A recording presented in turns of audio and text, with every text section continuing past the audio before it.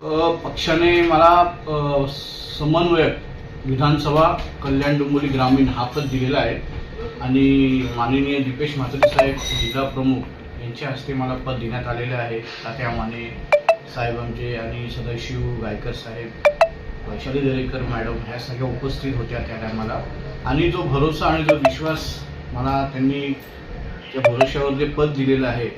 तर मी त्या पदाचा चांगला वापर करून पक्षासाठी मेहनत करून पक्षाची ताकद वाढवायचा प्रयत्न करेन। बघा, असं आहे की ह्याच्यामध्ये पक्षाचा जो वर्चस्व आहे तो अगोदरपासूनच आहे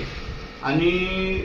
बाकी जर तुम्ही जसं म्हटलात तर पक्षासाठी प्रत्येक पक्षामध्ये अनबन आहेच आणि आम्ही आता आमचे एवढे प्रयत्न चालू आहेत की पक्षाची ताकद कशी वाढवावी आणि येत्या आता इलेक्शनमध्ये